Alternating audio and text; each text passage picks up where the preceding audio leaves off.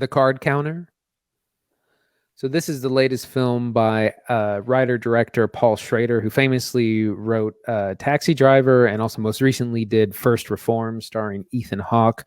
That film was about a kind of a tormented priest and about environmentalism, very tortured character.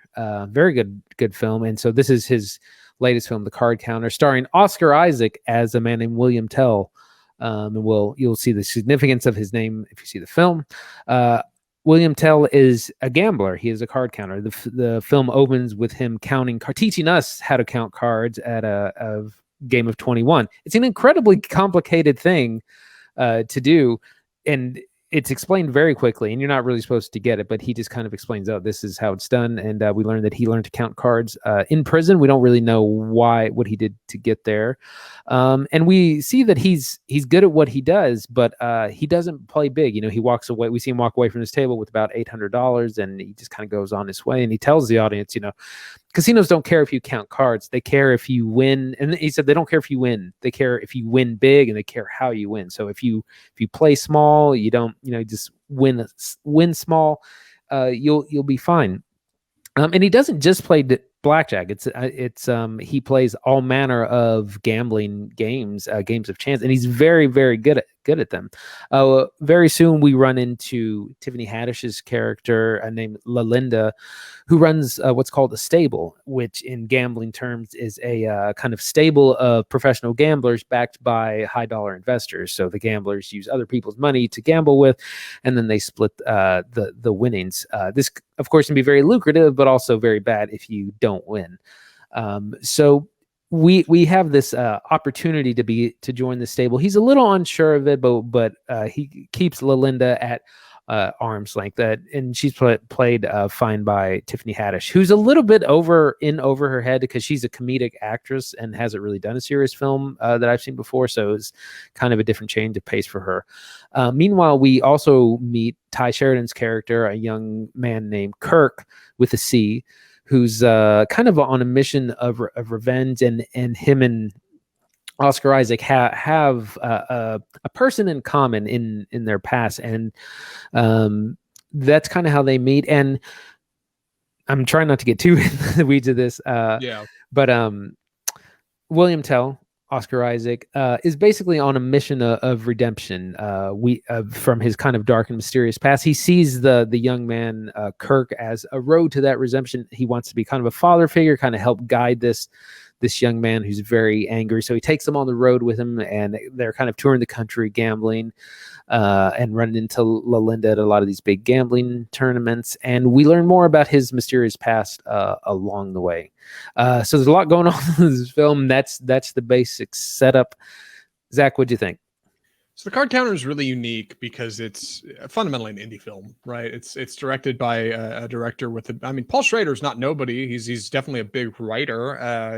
He helped write Raging Bull, Taxi Driver for Martin Scorsese. Most recently, he directed First Reformed, his 2017 feature starring Ethan Hawke as a pastor who that film did really well. I remember that got box office acclaim, that got Oscar buzz. Like First Reformed didn't he get nominated for an Oscar? Pretty sure. I think for writing or something. Yeah, maybe. Yeah, like Oscar nominated film that he directed and wrote. So obviously he's got some street cred. But you look at the trailer for The Card Counter, and it seems really small. It's shot mostly in hotels. If it's shot in casinos, it looks like they shot in small ones. I mean, like shoestring budgets, very simple costumes, very simple lighting, usually just practical, whatever's available on site, small cast. It seems really small. And I thought, and I told Andy this, I think I talked about this in the show, I thought the trailer is really poorly cut too. Additionally, the poster looks really simple, right? Like it's kind of this, it's CGI Oscar Isaac. Yeah, it looks like CGI Oscar Isaac. Like it doesn't even look like him. Yeah, and it's kind of like just strange. But at the top of all this, it says Martin Scorsese presents, right? And Martin Scorsese's not nobody. I think of big directors presenting films. I think of Peter Jackson presenting District 9. I think of Quentin Tarantino presenting Grindhouse, right? Which he still had part in. But either way, typically when a big name director presents a film, that means they've got something behind it. They're excited about it. And the card counter ultimately does a lot right. It's got a really fantastic performance from Oscar Isaac. It's got some really interesting avenues it pursues as far as like emotional storytelling. But also I think it's really low budget. And I think Paul Schrader wasn't able to capture things, I think, in maybe the way he had intended in his head. There's some stuff that just doesn't work in this movie. So I do like it, and I do want to talk about it. Andy, what's the best place to get started? Well, one thing I want to get into is that the trailer is very deceptive. Again, the trailer makes it look like it's like a hardcore like gambling movie or card shark movie, and which that's like kind of a genre of itself. Gamblers, card sharks, and the title implies, of course, that yeah, a person playing 21 and counting cards the whole time. Yeah, you're expecting some guy who's like down and out, but he's a brilliant blackjack player, and he's just got one big last score, and then he's got to retire, and that's what this movie is about. Anything besides gambling and card counting. Our main character, Willem Dafoe, is basically funneling all his energy into being good at poker and other games of chance to kind of just keep himself focused and from kind of going off the deep end. Which the backstory, and all I'll say about that is that he's ex-military and he has a military background, and that plays a big part of his backstory. I don't want to get into any more than that, but that's really what this is about. I actually, to give my opinion, I really enjoyed this movie. I thought it was really tremendous, really great performance from Oscar Isaac, but it is very different from what was advertised. Yeah, so let's jump into performances. That's a great place to start. Like I said, Oscar Isaac is great in this movie. He never soft pedals it once. He leans 110% into the performance. He is super good. Like his character of Willem Dafoe is fascinating to watch. I mean, because sitting at a poker table, right, you're trying to have a poker face and not show any emotion, and he does a great job of that. But additionally, we're able to kind of see deeper than just the people around the table with him. We're able to look under the surface because we know more about him, and we can see that he's a truly complex individual.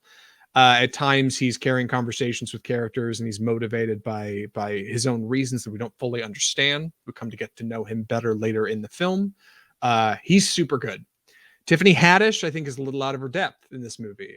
This is a really good opportunity for her to move into dramatic film, I think. But she just misses the mark in some of the early scenes. She doesn't quite rise to meet Isaac's level, and I think she just comes off a little out of place in some scenes where he's being really intense, and then it'll cut to her and she's like laughing off like a joke he just said. Like it's just a little disconnected, but I think this is a good opportunity for her to learn and grow. Tye Sheridan as Kirk with the C, it was spelled C-I-R-K, which is the worst. Got to be one of the worst ways I've ever heard to spell Kirk. You'd think it'd be K-I-R-C, but anyway, he's okay.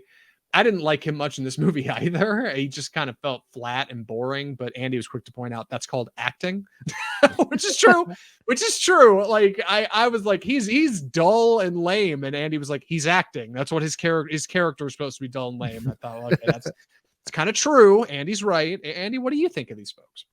So I think Oscar Isaac is tremendous in this. I mean, he's such a tortured person, and he, like I said, he's stoic for most of the film. Like he's he's got this poker face, but it's interesting because he was like, he talks about that, and he's like, you can wear a hood and mirrored glasses and a mask, and it's not going to matter. Like I can read you by how you play. It's really interesting, and he doesn't do any of those things. He's just kind of stoic, but he's got some really tremendous scenes. Willem Dafoe is also in this important scenes there. He's got a couple of monologues that are just like earth shaking, or just like really riveting long takes where he kind of gets into his past and kind of why he's gone to prison.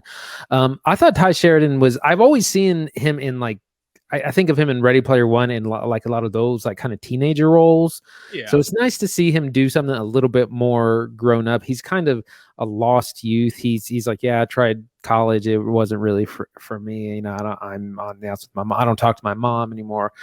So he's kind of an aimless, young 20 something, and it's a very different role for him. So I thought he was fine. Like we said, Tiffany Haddish is a little bit out of her depth, like acting wise. Like these are, especially Oscar Isaac, is, he's in, like, he might win an award for Yeah. this role. Right. Like, he's super intense and into it, and she's just not quite on that level yet. And that's okay. She's mostly a comedy actress. Like, that's all right. She's learning. Yeah, and that's completely fine. I think, you got to give people chances, and I think that there's a good step in that direction. I think, that being said, she's probably the weakest actor in this film, but she's still fine. Like, she's there just to sort of be the quasi love interest and the facilitator of this stable gambling situation. And you definitely grow on her as the film goes. It's too. Like, the more you get in the film, the more I was like, okay, like I'm coming to understand her character and where she's coming from. And Willem Dafoe, I mean, like you said, he's good, but he's not in much of this film. He's mostly relegated to the background, except for when he's needed. He's not any kind of like main core cast or anything. So those are kind of our big players. Andy, what'd you think of the card counting? Right. Obviously, there's going to be some cards and casinos and gambling and slot machines. That's a big part of this film. I liked all that because it was almost like a documentary style where he explains a lot of the games. Like, he at the very beginning of the films, he explains how to count cards in 21, which is incredibly complex. It's just all has to do with stats. But then we eventually get to poker, Texas Hold'em, and he explains that he assumes you don't know, and the explanation of these things is very clear, but also explanation of how the gambling works, how kind of the system is, how you play against the other players, and just the different styles. Like, it's definitely true to all that, but it's not the like I said, it looked like the kind of thing where he's like, yeah, just one more big score and I'm out, and settle all my debts and ride off into the sunset, and then it's all going to go wrong. And it's not that kind of movie at all. No, it really isn't. I mean, it's not even a movie primarily about counting cards. It's a subversive kind of film that way. It runs in a different direction. And for most of the film, I think where I thought it was kind of headed, I was a little bored. Isaac, again, Oscar Isaac is great in this movie. Every scene he is in, you are looking at him like he is awesome in this film. He probably should win some awards for this film. I hope he does. A lot of the film I felt flat. Just kind of basic reasoning for this. Most of it's, like I said, shot on location. It looked like they were shooting out of like hotel rooms, not like nice hotel ballrooms either, because Oscar Isaac's character, William Tell, is a traveling card shark who lives a very Spartan lifestyle. Like, he is not going to luxurious places. He's staying at the Motel 6, and that's where they shot the film. Like, it's very basic stuff that way. It doesn't have to be bad, but I think that combined with a lot of like just simple lighting and simple lens choice makes a lot of this film, which is mostly conversations and mostly talking heads, feel a little flat. But there are really unique moments that really stand out, like really fantastic set pieces. It's a great scene when Oscar Isaac, about halfway through the film, when Oscar Isaac's sitting down and he's talking to Tye Sheridan's character Kirk, and they're just sitting at like a hotel table over like morning breakfast talking, and then out of nowhere, Isaac kind of spins into this like thoughtful, poignant speech on his life, and the camera pulls way out and does this like 3-minute long take truck in and gets so close to his face that his ears are out of focus. And it's awesome, dude. It's such a great monologue, and it's delivered so well. And then they go right back to like flat lenses and normal talking head movie for 20 minutes, and it comes out of nowhere.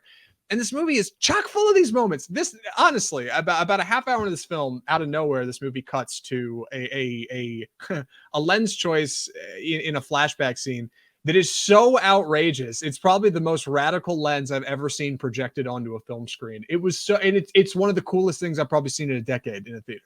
In the card counter, it was so dope. I was so impressed at how bold and unique and visionary this one flashback scene is. And then we go right back to normal film. It's like an acid trip. It's a fever dream, and it's the coolest stuff.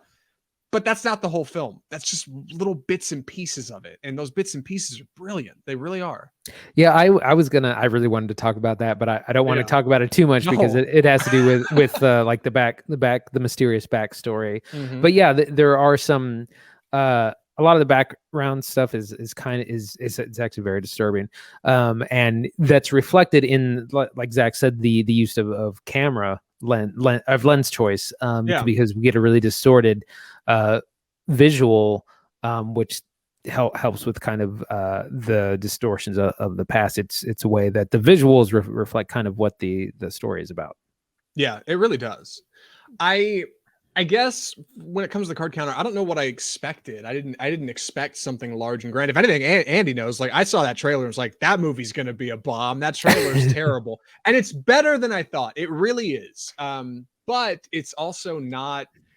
It's not any kind of, it's not supposed to be any kind of blockbuster. It's probably not going to blow your socks off. And I think if you're passionate for indie film and solid performances and are willing to go see something that's got Martin Scorsese's name on it, even if it's only in presenting capacity, I think you'll like this movie. I really do. Like, I don't see it as a disappointment. But it's small and it's intimate. And like, that's an important note. I think like you're not going to walk into this and see something that's going to, well, I didn't think it'd blow my mind, but there are certain scenes that actually did. So I don't know what I'm saying. Andy, help bail me out of this. Well, I think what's important to remember is that Paul Schrader he does not shy away from difficult topics or controversial topics. First Reformed is very much about environmentalism, and there's a character there who's kind of an environmental terrorist.